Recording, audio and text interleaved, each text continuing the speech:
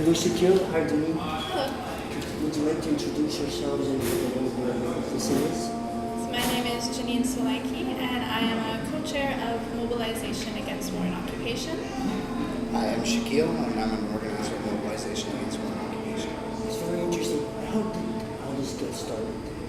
Well, Mobilization Against War and Occupation came together around the start of the Iraq War, and we came together as people from many different places, immigrants and refugees, working people from all different backgrounds, youth and elders, students, came together to unite against war and occupation, and that's what we've been doing ever since. That sounds like a good cause for sure. Now you have a big event coming up on September 15th and 16th. Yes, we have, as you can see from our t-shirts and the posters, we have our 8th annual Hip Hop for Peace Festival, our Vancouver International Hip Hop for Peace Festival. So it's 2 days of MCs, breakdancers, rappers, graffiti writers, basically bringing together hip hop for the message of peace. And we have amazing artists who contribute their art for the cause of peace and coming together against war. Where are the events happening? The first day, the 15th, is going to be an all-day outdoor show at the Vancouver Art Gallery, downtown Vancouver, and so it'll be 1 to 7, a full day of amazing artists, including Obsession, which is a hip-hop group all the way from Cuba, and they're here for their 4th year, and they're absolutely amazing hip-hop artists who are bringing the message of peace and fighting for a better world. And then on Sunday we'll be having a day of workshops, and that will be at the Collingwood Neighborhood House, just 1 block south of Joyce SkyTrain Station. So we'll be talking there about the roots of hip hop and why it is a tool against war and occupation. And also we're going to be having a workshop to learn how to breakdance and MC. Sounds good. How long have you been involved with the organization, Shakil? Probably about 2005. Yeah. What made you come to these meetings? Well, I was out taking photos with my sister, and I saw a poster for an anti-war rally happening at the Vancouver Art Gallery.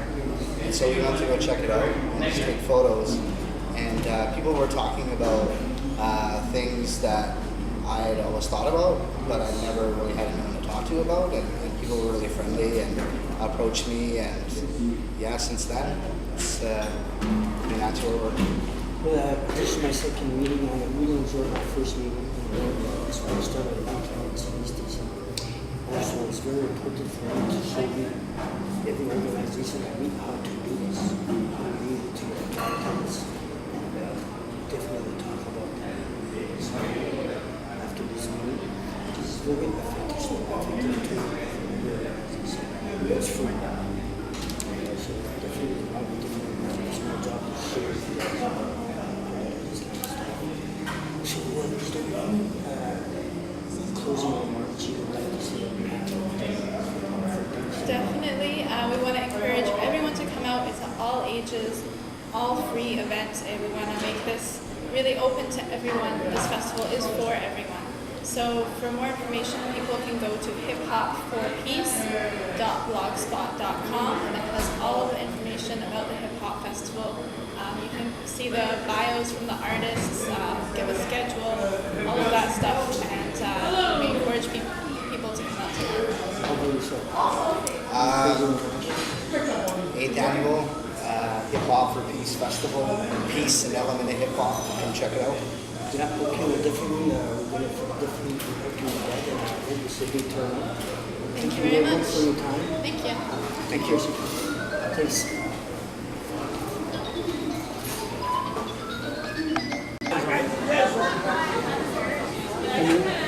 Can you introduce yourselves and explain how to this magazine? So, my name is Thomas Davies. I'm an editorial board member of the Fire This Time newspaper. Hi, my name is Shaquille Ochin. I'm a social justice organizer and work with Fire This Time. My name is Mike Larson. I'm an activist with Fire This Time. And you said that your organization was targeted. So, yes. Okay. So, Fire This Time Movement for Social Justice existed and been publishing newspapers for 10 years now.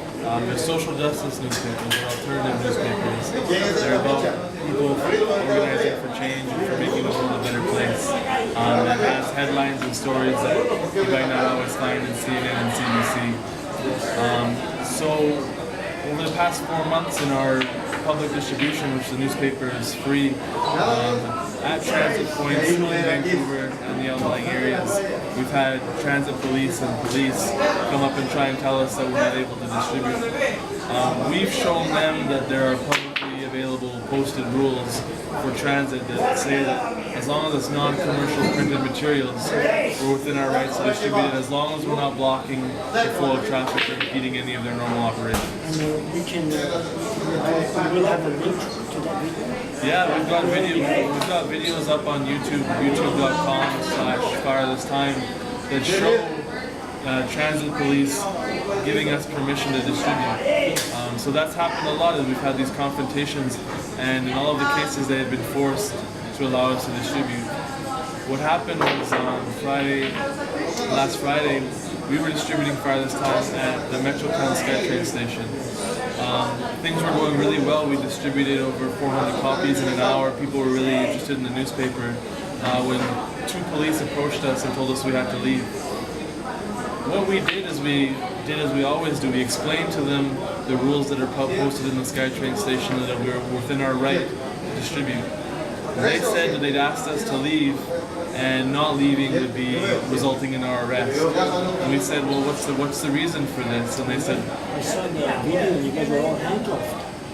yeah. For how long? How long is this? 4 or 5 hours? Well, the whole ordeal lasted about an hour and a half of them, after they realized that we weren't just going to give in to what they were saying, of handcuffing us, of throwing us against walls while handcuffed, of tackling us to the ground, of shoving us in separate police cars. This all happened, and then we were released, without charges, without justification, without anything written, and without any explanation as to what law or rule we'd ever broken, and for the reason for the brutality. Once you start organization, something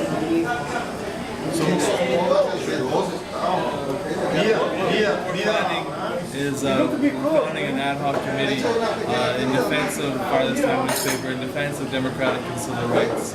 And this is going to be an organization for this issue of defending our rights against police assault, defending our rights. And we're going to get people from everywhere we can to unite around this cause, because this is an issue not just of us being able to distribute our newspaper, but an issue of freedom of speech, of everybody's rights to express themselves. I'm going to Montreal next month to cover diversity of protest. Should be interesting. The scary side is they're on their horses, their club. Yeah, and if we allow them to do those kinds of things, who knows how far they'll go. So whenever we have the chance to defend ourselves, we should. And no matter who it is, we'll be there. I'd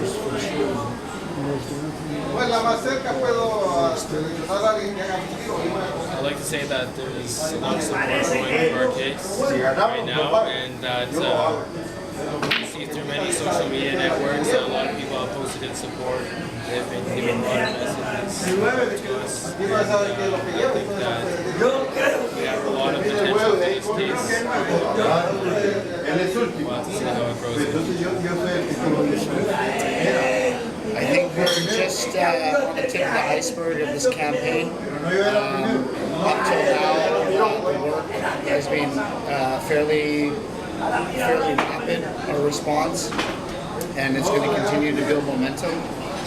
Like Thomas was saying, it is our responsibility and the necessity to defend our situation as well as activists in general, because an attack on one is an attack on all of us. And is it alright if I just give people the web addresses to go to if they want more information?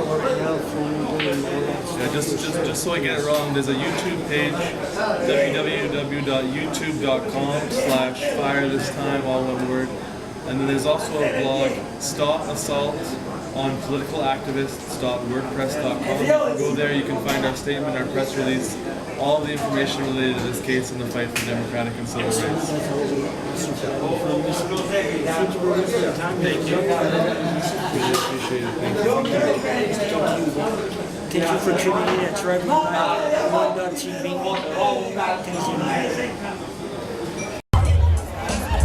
Hi, Janine. This is your 8th annual. Yes, our 8th annual Vancouver International Hip Hop and Peace Festival. They were very nice, quite entertaining. It was an amazing day. We had a beautiful weather, tons of people, amazing artists, and all for the message of peace. Of course, what about you, sir? Who are you? Call me Juice. I had a great day. Gets the pros every year, so it's getting better and better every day. So tomorrow, when I say that, I had a good day today, tomorrow's going to be better. You do have a website, you know. Yeah, you can check it out at hiphop4peace.blogspot.com. And that's for the Hip Hop Festival, but this is being organized by Mobilization Against Foreign Occupation. And our website is www.mawo.org, and you can check out all the events we have during the year and some info to get Are you following the court case at the moment? Well, the Bradley Manning campaign, part of one of MAWO's campaigns is a campaign to free Bradley Manning. He was a U.S. soldier who released thousands of documents about U.S. war crimes in Iraq and Afghanistan, and he is being held in the United States in terrible conditions just for letting the truth out about U.S. war crimes. He'll be going to trial in a couple months, so we're organizing around that. Well,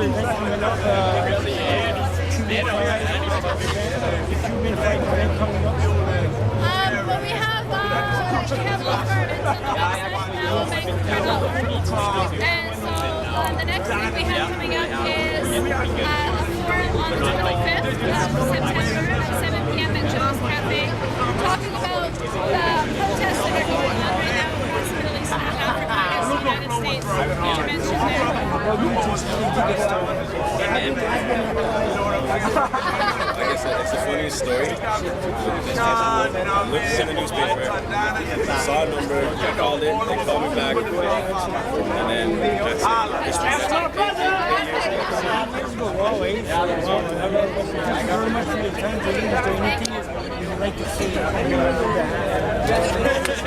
we're organizing together, getting together to make a better world, to see a world without foreign occupation. And I invite everyone to go to the website, MAWOvancouver.org, and get involved. Thank you very much for taking live MAWO.TV. Juice gang. Shout out to MAWO. What's up on the website?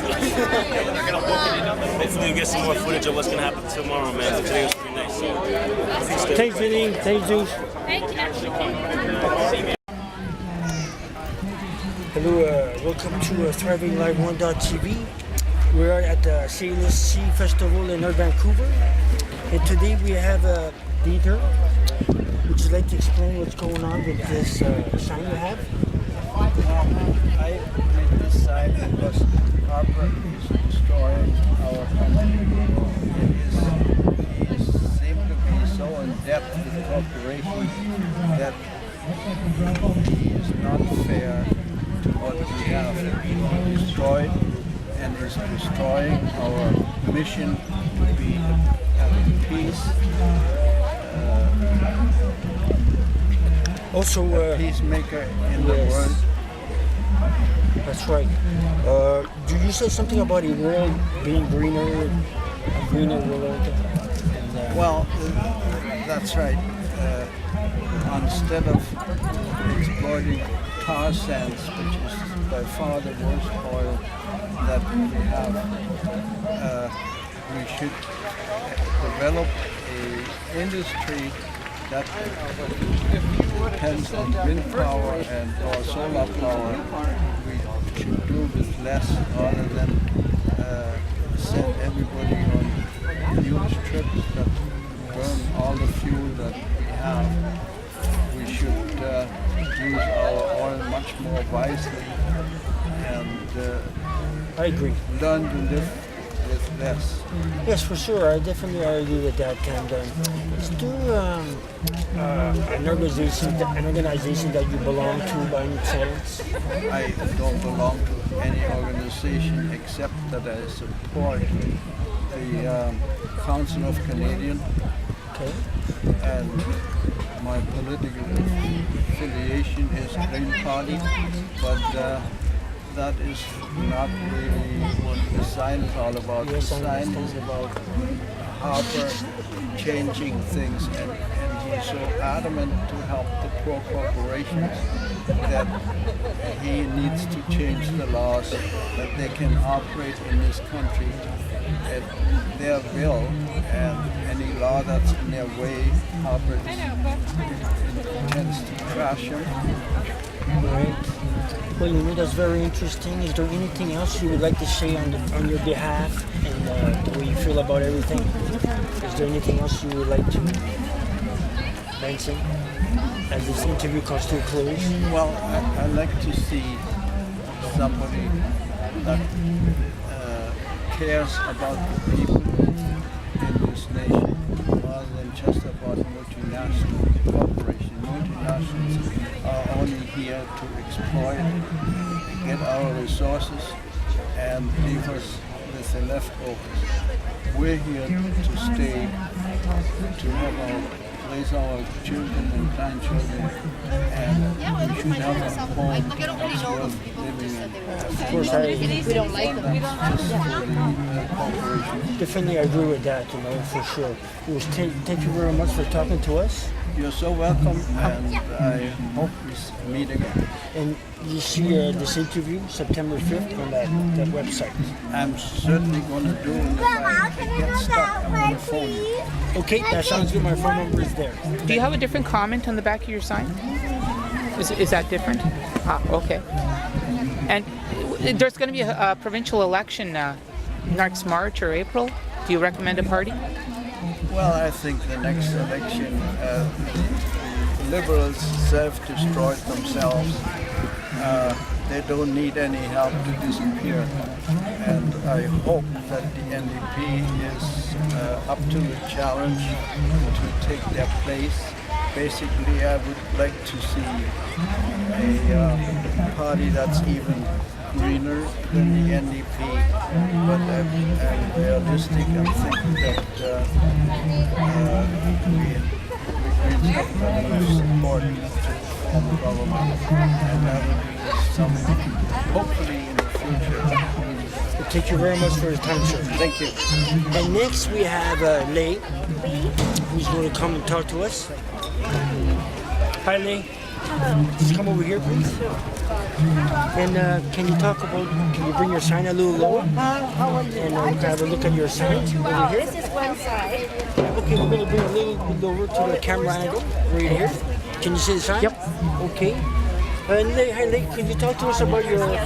Can you talk about your sign? I had this sign made. This picture is one that my husband took when he was kayaking off the west coast of Vancouver Island. Supernatural BC is well known to people in BC. It's part of the government's tourism campaign, you know. Supernatural BC, everyone come. Well, one of the reasons that I'm here today is because if we don't put a stop to the proposed pipelines and the tankers going through our harbor, there may not be that many reasons on a practical level that people are going to want to come, certainly to Vancouver. A large oil spill in this harbor. When I was busing here today, I passed several public parks and beaches and I saw hundreds of people out enjoying the waterfront. I took a wrong turn looking for this park and ended up walking past some obviously very high, pricey condominiums looking out on the water. Let's turn the sign over. Let's have a look at the sign. Yeah. Very careful. Got the sign? You said you were concerned about something. I'm concerned about many things, but to bring it down to why I'm here today, the power and the wealth of the oil companies threatens Earth's survival. I mean, I'm talking about Vancouver Harbour and immediate concerns, but my concern goes way larger than that.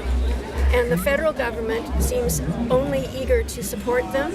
Our provincial premier, our current premier, has recently started talking about we need to be paid for the risk. I haven't heard her saying we're not going to go ahead with it.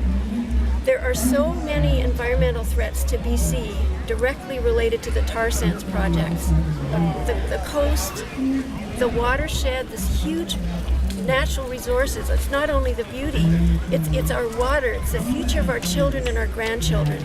And these companies with absolutely appalling, in quotes, safety records are trying to assure us that they can go ahead and do this and nothing bad will happen.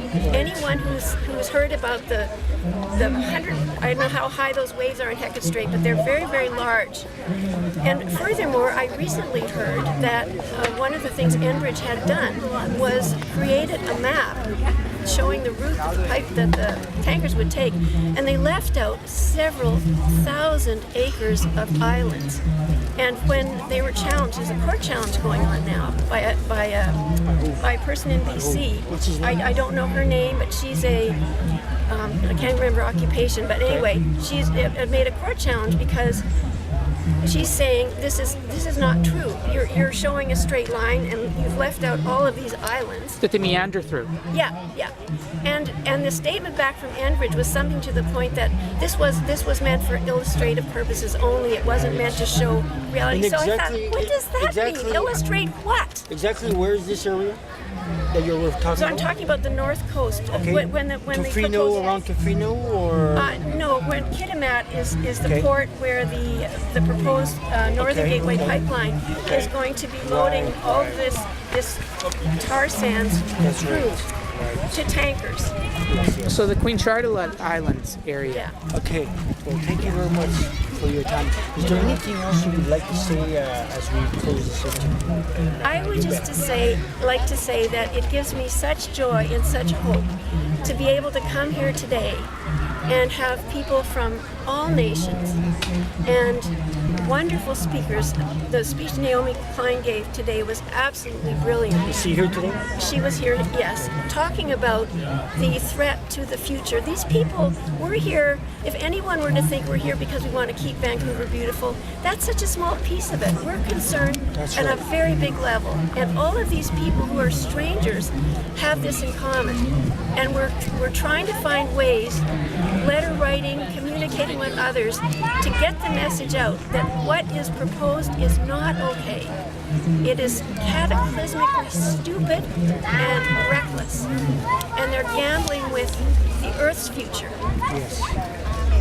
Thank you very much for your time. Thank you. Did you get this flyer? I did. Okay, and you'll find this interview at TribeLive1.tv on September 5th. Thank you very much. Thank you very It's much. been a great Hold time. on, Terry. Can you take a picture of this beautiful palm tree over here, the please, foliage? that I've been asking you for?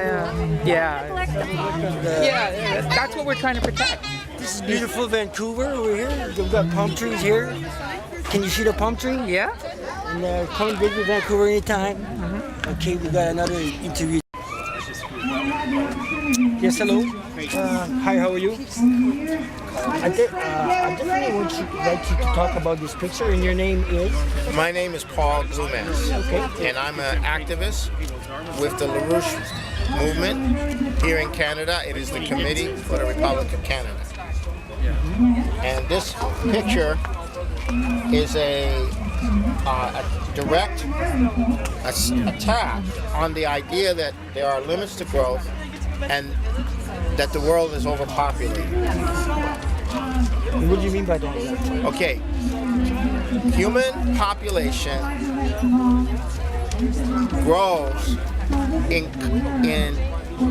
with discoveries of science and technology and the development of the infrastructure around that science and technology. Human population grows as an expression of the increase of power over nature, which is best expressed in developing what's called energy flux density technology. When you go from burning wood to burning coal to burning oil to nuclear power to fusion,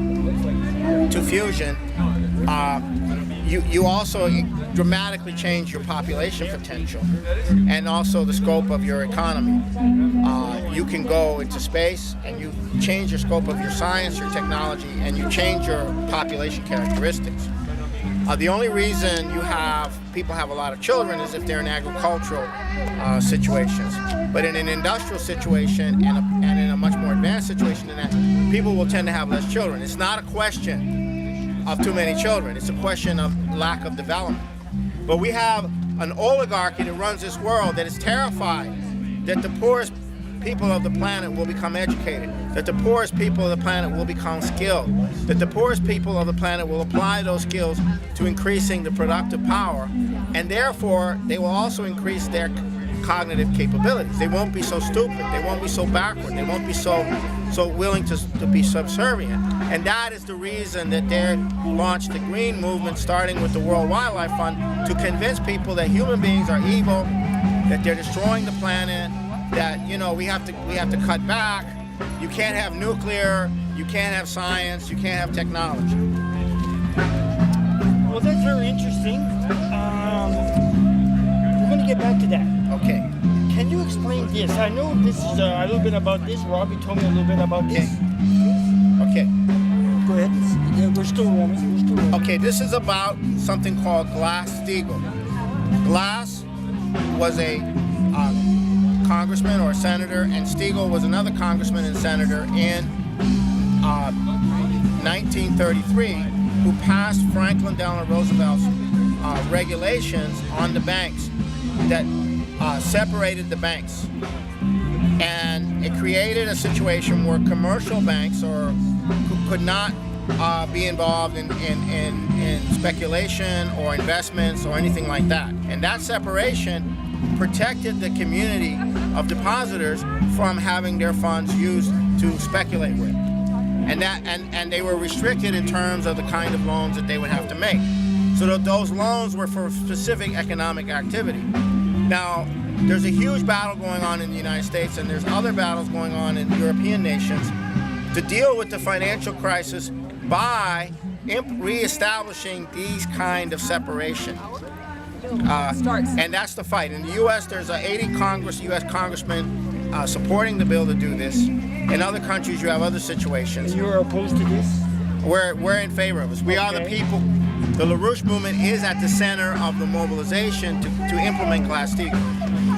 Now, once you implement Glass-Steagall, you're going to need credit to rebuild the economy, to get people back to work. What exactly is Glass-Steagall? How will they start this? Okay, what happens is Bank of America or Citibank or Morgan Chase, they get split up. Every commercial part where people put deposits gets broken off and separated out. And they cannot have any connection to the investment part. And that means we don't bail out the investment part. The investment part goes under. The hundreds of trillions of dollars of debt get wiped out. But we protect the commercial part because that's where the actual economic activity is going on. Well, how long have you been a member of the LaRouche? 38 years. I've been involved for 38 years. It started in Boston, and no, New York City. It started in New York City.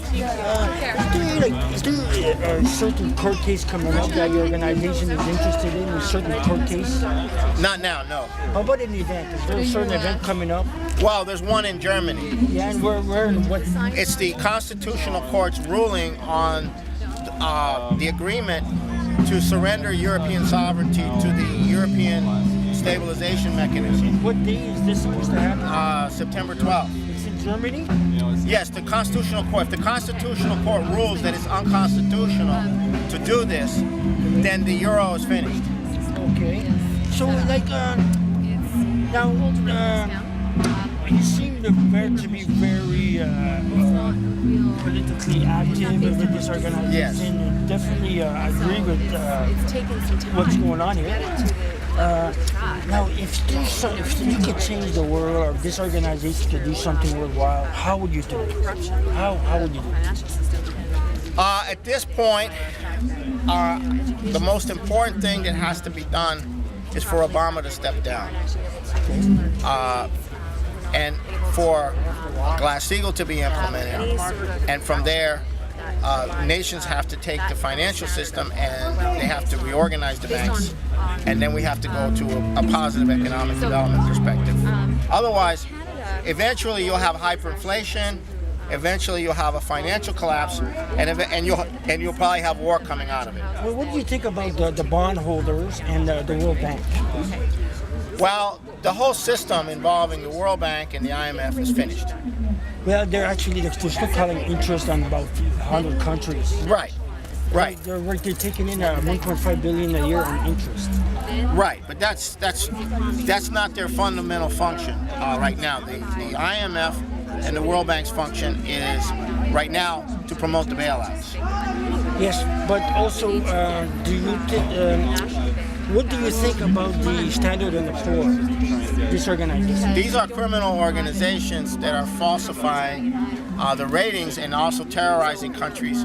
If they don't surrender to the banks, they'll get a lower rating.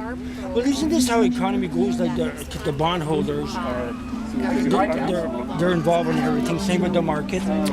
They have shares with the World Bank. They have shares with the IMF. They have shares with the bankers. They have shares with this.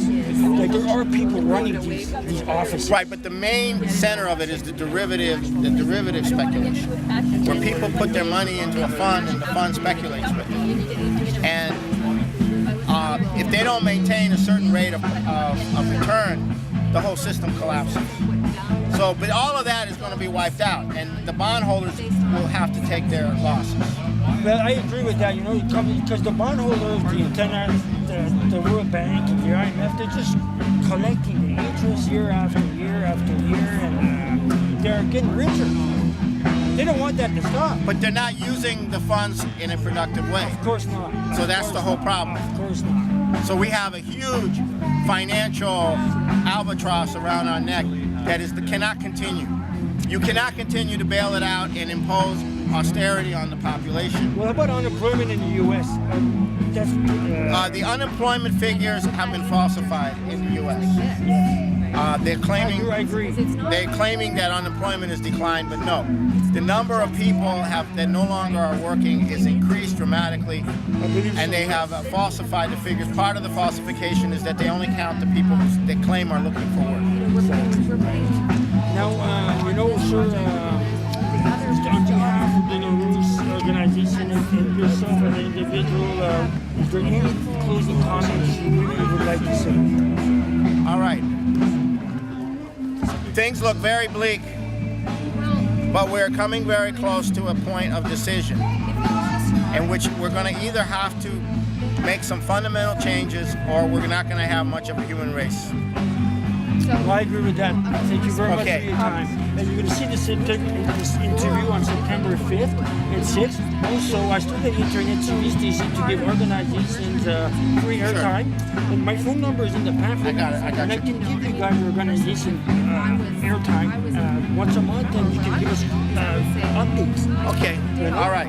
And we'll be in touch. Okay. For sure. And Robbie knows how to get a hold of Robbie. So sure. Yeah. Well, thank you very much. Thank you.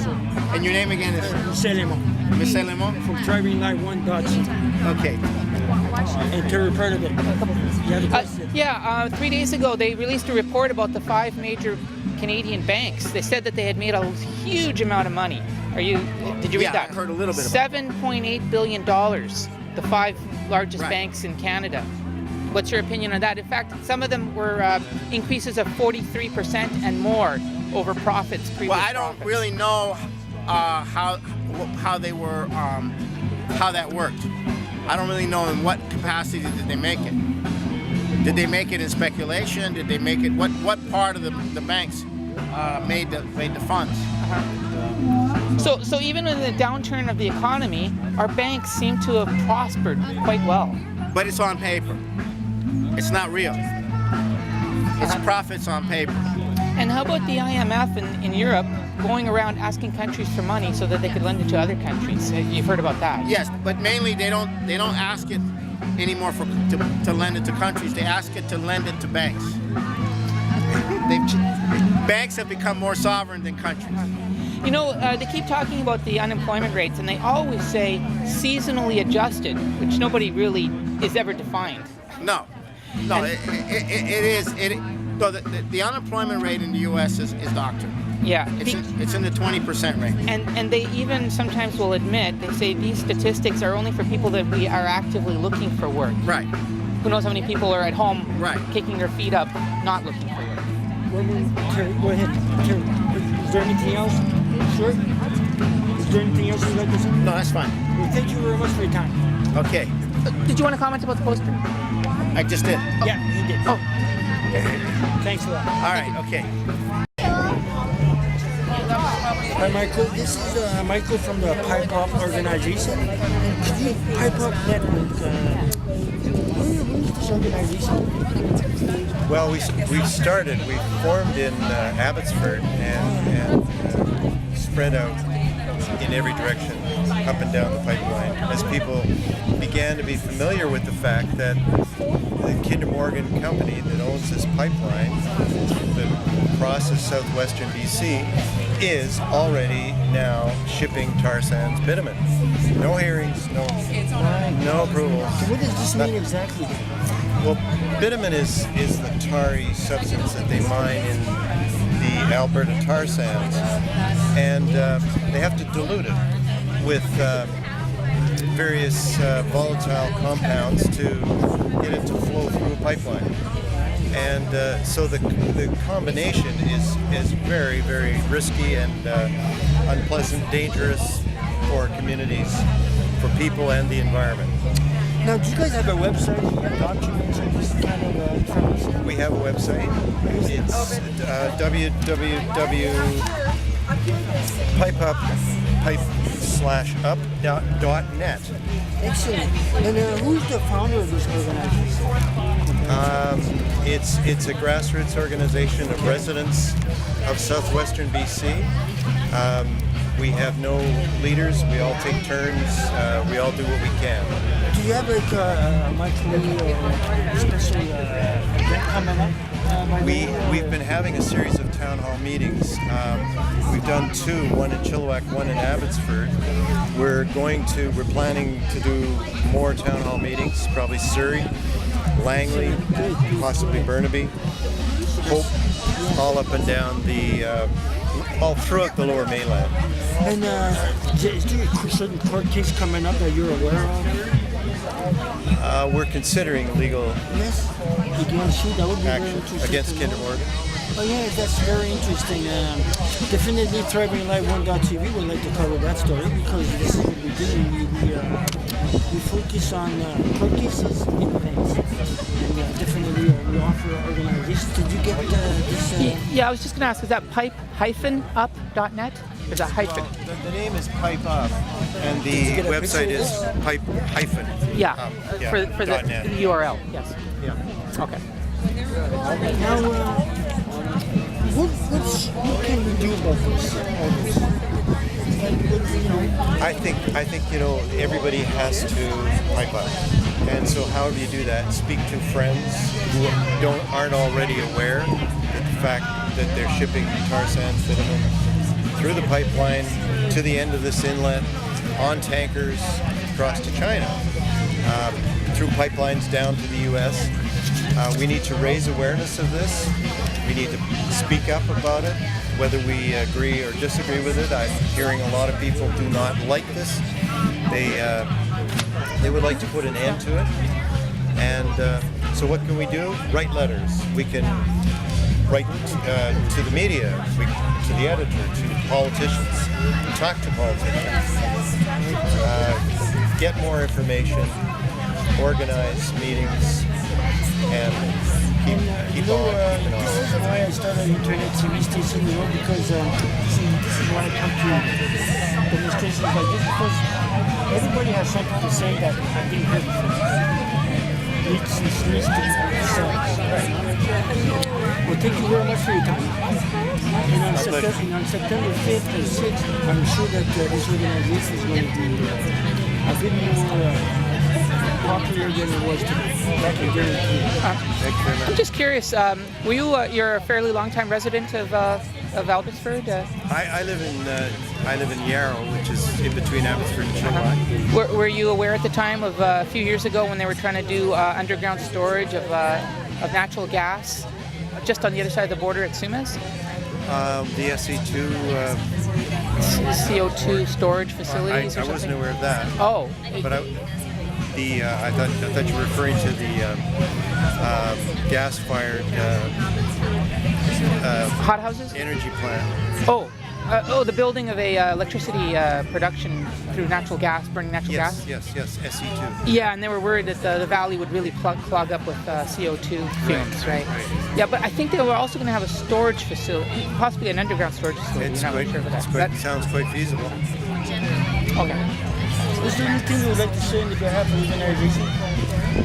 I would say if you're concerned about the shipment of tar sands bitumen into this part of the world, speak up about it. Join us. Contact us. Information on our website, wipeout.net. Well, thank you very much. Thank you. And I'm sure they will, especially with that cook. Okay. Yes, so this is Elena from the Wild Salmon First. Wild Salmon First, yes. This is your campaign? This is the campaign I'm currently working on. As you'll see, the premise of Wild Salmon First is that wild salmon need to be a priority above a lot of the industrial activities that are destroying wild salmon stocks. So one of the major threats right now to our wild salmon in BC are these fish farms. Yes, so 92% of these farms are owned by Norwegian companies. And yes, operating in BC waters. So Norway already has over 1,000 farms in their own waters. They have almost no wild salmon left. And so now here in Fraser River we have one of the world's most well-known wild salmon lakes. And so now you put the farms right in the middle there. Now, who should put these farms in? The name of certain companies, and why is the government letting them? It's business. Yes, of course. It's seafloor is leased out by the premier. At any given time, right, she could choose to stop leasing the seafloor to these companies. Can you explain that, the seafloor? I don't know what this is. So this is where they look at the ocean floor as property, and they would lease it out to companies that want to do business here. I didn't know that. So she's the one that gives the okay for them to operate here. The name of this person is? Premier Christy Clark. Okay, we'll have to definitely talk to her about that. Yes, let her know. So now is there a special event coming up, and do you have a website, or is there court case that you're following? Well, right now we're waiting, of course, for the Cone Commission. What is that? The Cone Commission is an inquiry that was launched after the 2009 collapse. It's an inquiry into the decline of the Fraser River sockeye salmon. So this September, actually, mark the calendar, September 30th, Justice Bruce Cohen is expected to release his findings and make his reports. And part of that commission was aquaculture, as well as they reopened the commission for 3 days to look at the infectious salmon anemia findings. Dr. Alexander Morton has been testing these salmon, and they've been testing positive. Do you know this person, this doctor? Do you know this doctor? Yes, Dr. Alexander Morton. She's one of the leading scientists who's been researching the effects first of sea lice on the wild salmon.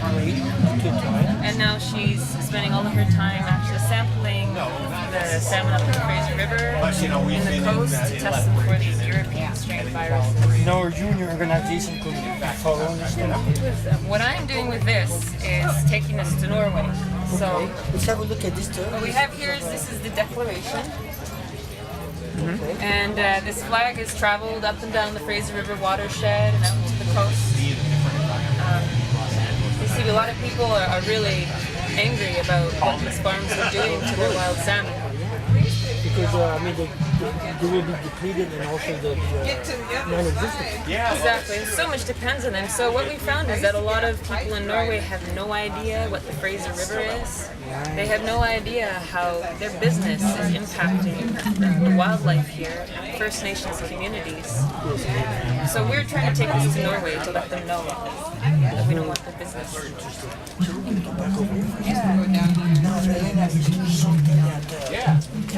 Everyone wants to know about the organization yourself, why you started this, why you should pay attention to where you have to Salmon. Well, for me, I grew up on the Fraser River area, and you see the salmon are connected to everything. They really are an iconic species. They are the backbone of this coast. So by fighting to protect salmon, you're not just protecting salmon. You're protecting the eagles, the bears, the First Nations culture. You're protecting over 147 species which depend on wild salmon. You mentioned somewhere there was no more salmon existing. It's the wild salmon in Norway. No, so they depleted their own salmon, now they're over here, talking about their business. Yes, Norway, these companies, Marine Harvest, Ring, and Cermaq, have farms in Chile, in Scotland, in Ireland, the Faroe Islands, in their own backyard, and in B.C. And it's actually their goal to be the #1 supplier of seafood. So that does not mesh well for wild salmon survival. Yeah, I know this has been going on for a while. I remember I have quite a few native friends that might be talking about this all the way up to Kinkaminnet. Right. I know they do that up there too. But I was, this is why we started reaching out to Vistas and we offer this organization free earth. If you have a lot of exposure and back up every organization that can do anything you say. Absolutely. Well, I mean, the big thing when we present this to Norway, and when will this be? This will be probably next month. Oh, excellent. Yes, we're trying to find the right date. We're actually trying to raise funds to fly out Chief Bob Chamberlain, who's here. The farms are in his territory. He's actually issued a lawsuit against the Canadian government because of the impact of those farms in his territory. Do you know this person? Yes.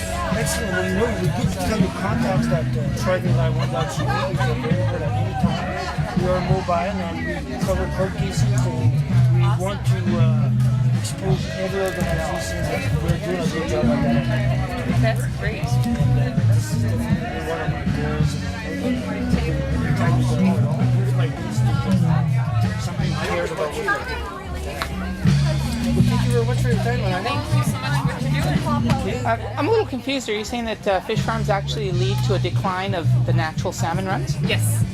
The reason why that is because they've really stupidly placed those farms on the migratory routes of the wild salmon. And it confuses the fish? What it does, so these fish, see this picture here? This is a baby salmon salt. Uh-huh. Right here? Uh-huh. Those are sea lice. Ah, okay. So, well, sea lice... Parasites. Yes, Yeah. well, this is one thing. So they say that sea lice naturally occur in the wild, which they do, but we have these baby salmon smolts that are swimming. They migrate out from up the Fraser River, and they swim by these farms when they're this big. And you see the comparison. So when something that small picks up a load of parasites, they cannot survive. They get In other words, the salmon that are migrating back and forth travel through an infested zone, Yes. like a zone of contagion. Exactly. Plague. If you look at that cartoon behind you there, So we're going to bring it over here. yeah, you can untape it if you. So this is just a real simple cartoon example of what happens. The salmon swim by, wild salmon swim by the farms, and it's either parasites or it's diseases. Right. They've got nowhere else to swim by. This is their wild salmon migratory route. It's amazing to believe that there are so many salmon farms set up at the moment that this would be a problem. On our coastline is 800 miles at least. The reason why they place in these areas is because they utilize the currents to clean out the crap from the farm. To flush out the sewage. So free sewage treatment. This is the one industry that does not have to clean up its own crap. Really? It just lets the ocean carry it away. And definitely something is going to be done about that for sure. Yes. They know, DFO knows as well that placing these farms on the migratory paths is a legal mistake. Right. It's something they cater to the industry rather than the well-being of the wild salmon. So, but one thing for sure is that our TV station will cover any kind of anything that you want to talk about. You can give us a call and we'll do it right there. If you have an update, good case, we'll be there and we're going to help you. Sure. Well, I'll get your contact. I'm going to be out of the country next week. That would be great. You maybe to send us some emails from over there, see what's going on, and maybe send us a video. What we do is we have something called a Dropbox. Yeah, so you can keep this, and if you can send us information to our Dropbox, we can show it live. This is our email address, and this is our phone number. Yeah, well, I'll have to update you if I get word of. Well, first of all, there's the Cone Commission, September 20th. Yeah, I definitely have to remember that. That's going to make news. And where's this going to be, Victoria or Vancouver? It's here. The entire Cone Commission was held in downtown Vancouver. Exactly what building? On the corner of Georgia and... What is it? You should know I spent 10 months Georgia there. and Hamilton or Nope. Georgia and Georgia and How? No, it wasn't the Supreme Court. It was wow, I can't believe it. I remember I literally spent 10 months there. Okay. Thurlow, Burrard. Across from the SkyTrain. Across from the SkyTrain. Seymour or Richard? Oh, that's Beatty. Beatty? No. Hamilton? Seymour, Richard? Is that Granville? Granville. Georgia and Granville. Georgia and Granville. There's an office there? There's a big building there. And that's where this September 20th is going to be taking place? That's where the Cone Commission was held. Are you going to be there? No.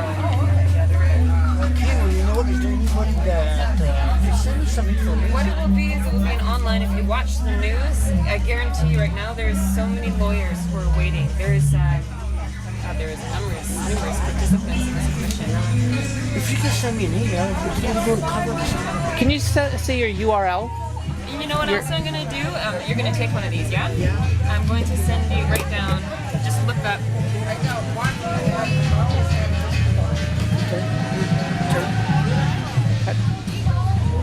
Okay, so the website Wild Salmon First was based on the need to understand all the various threats to wild salmon. Government right now is one of the #1 threats in the decisions that it's making. So wildsalmonfirst.org goes through the various threats that wild salmon are facing and links to different groups that are doing something about it. And you mentioned there's a lot of lawyers that are waiting for this That's event. the Cone Commission. Yeah, and what are these lawyers are waiting for? An answer? The lawyers, solution? In the past year, Justice Bruce Cohen they've been introducing every possible influence on the decline of Fraser River sockeye salmon. So, I mean, you're talking about, they talk about everything from global warming to overfishing to mining effluents. So, Justice Cohen's had this time, all this evidence has been presented to him. There's numerous lawyers representing different groups who have an interest, obviously, in the wild salmon. So, on September 30th, he has to take all of that evidence and then make his final recommendations to Stephen Harper as to what needs to be done to protect the wild salmon. So that's September 30th. A lot of people are waiting to hear about it. And then it could take 1, 2, 3 more years for someone to act? Maybe not. Well, from the decisions that Stephen Harper's been making already, it doesn't seem like he's going to listen to whatever Justice Bruce Cohen recommends anyways. And that's where we're really needing more people to get involved to do the work that Stephen Harper is not. Counteract what Stephen Harper is doing. Thank you very much, and keep up the good work. Thank you. Good luck in Europe. Cheers. Thanks. For a second, then you can. Okay. Hi, everyone. Welcome to the Stainless Sea Festival. How are you? Good. That's excellent. What are you doing here today? You're having fun on the slide? Yeah. Yeah, that's great. How old are you? 7. Yeah. Is that your mom?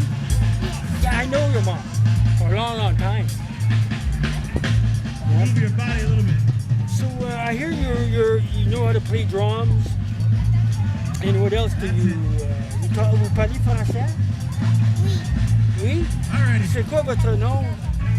We played a little bit last week out on the Sawali. Oui, c'est vrai. I don't know if you've been out to Sawali. Eva, is there something you want to say to the world about peace on earth or anything like that? 11:30, 12 o'clock rolls around. What is? 12:30 rolls around. The earth is beautiful, eh? I think so. We figured it out. For sure. We're on the res. And is that your friend over there? You guys having fun today? You looking forward to go back to school? Yes. That's good. What do you want to be when you grow up? An interior designer and